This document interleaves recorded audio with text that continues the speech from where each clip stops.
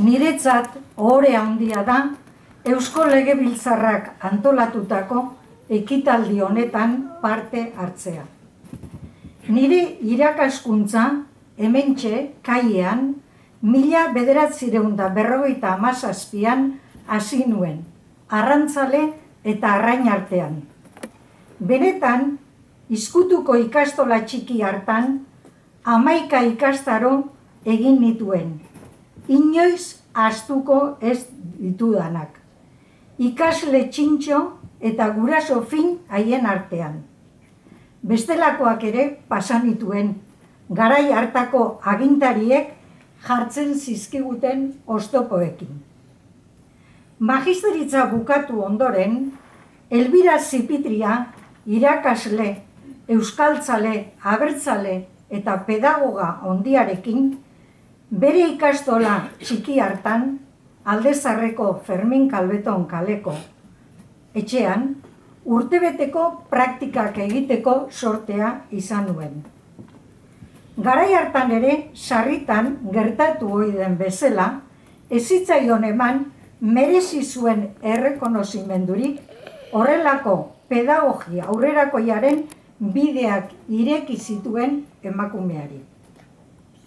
Badira egun batzuk, paseatzen nenbilela, magisteritza eskolaren inguruan, non ikusten dudan unibertsitateko eraikin berri batetan, Elbira Zipitria zentroa. Postu nintzen. Orain, irakaskuntza aberatsau, gaur omendu nahi dugun Xabiertxo liburu maitagarriarekin lotu nahi dut. Harrigarria da, orain dela ia 100 urte, argitaratutako Xabiertxo, 1923an, hain aurrerakoia suertatzean. Xehetasunetan sartu aurretik, hauetxek goraipatu nahi ditut. Lehenik, Ixaka López Mendizabal, Tolosarra, Xabiertxoren egilea, euskera eder eta txukunean, gai mamitsuak edonork ulertzeko eran eta metodo praktikoetan adierazteagatik. Baita ere oso garrantzitsuak Jon Zabalo txikiren marrazki polit eta margodun edergarriak. Eskerrik beroenak beren sendikoei. Donostiako kaiean eta akuariumen gauden eskero, Xabiertxotik arraiak aukeratu dut. Hemen eskuetan daukadan liburu hau, harribitxi bezala jasota daukagu.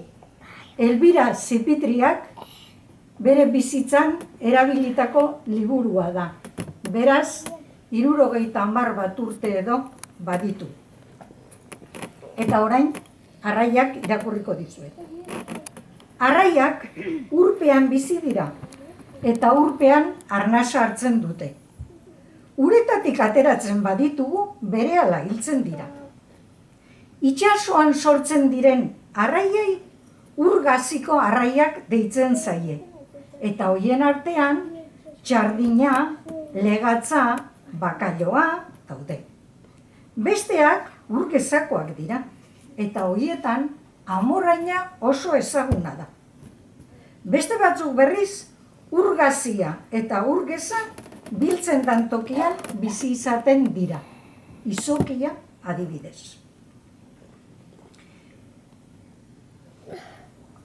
Gai hau landu ondoren, egun batzutako lana izaten zan, blokak hartu eta bloketan arraiak idazten zian, esan nahi nagusienak, irudiak egiten ziren, eta gero, gure aurrak 100 abestitik gora ikasten zituzten, eta hoien artean asko zeuden itsasoarekin zerikusia zutenak. Orduan, saiatzen ginen, isil-isili daude, kaian barrenean, txalupa bat kulunkan, arrantzaleari buruz egindakoa, itsasoan laino dago, eta abar. Hoiek buruz ikasten zituztenean, idatzi eta marrazki politaz apaintzen ziren. Eta orain dator gauzarik bitxiena. Guk eskola, Elbirari esker, ez gendun egiten gela barruan bakarrik, baizik eta irten egiten ginen. Eta nik aukera hori banun, kaiean, neukan ikastola, eta berak ere, gertu zeukan, Fermin Kalbeton kaldetikan oso bide gutxi izan. Eta lehen esan dizuet, nire gurasoen artean, arrantzaleak zaudela. Eta jakiten gendun, noiz sartuko zen horrelako itsasontzi, eta zer arrain mota ekarriko zitun, edo antxoak, bokartak, edo egaluzeak, edo txardinak, edo berdelak. Eta orduan, ateratzen ginean, gelatikan, juten ginean, arrantzaleak ikusten genitun, beren ontziakin sartzen, eta bere alaurrak astentzian, aitu, aita, eta han egoten ginean, erne begira, eta beren egitekoa izaten zan, arraiak, zenbat kilo sartu ote ziran. Eta bakoitza galdetu behartzion etxean atonari edo aitari, zenbat kilo txardina ekarri zituzten. Eta zenbat ordaindu zioten kofradian benta egindakoan. Hurrengo leguneko lana izango zan, jakitea eta asmakiloa edo buru ostea egitea, hainbeste kilo arrai ekarri dituzte, horren beste ordaindu dute, zenbat diru jasoko zuten gure arrantzalea. Eta orduan egiten gendun guk batu eta laisterra esaten geniona, gaur biderkak eta izenarekin ezagutzen dena.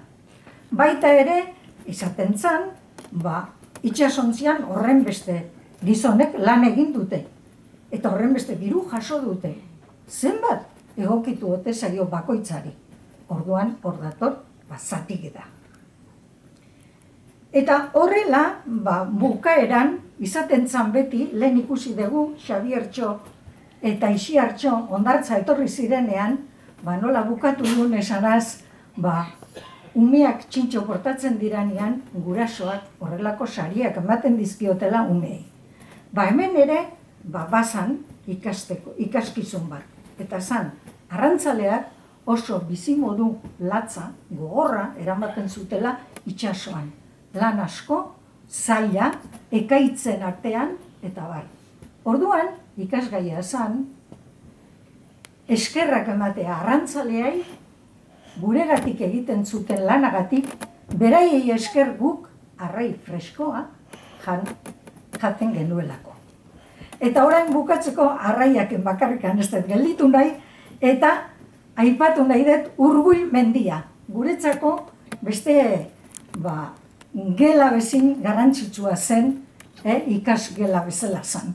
Eta astero, ateratzen ginean aurrak hartu, eta Urguil mendira juten ginean.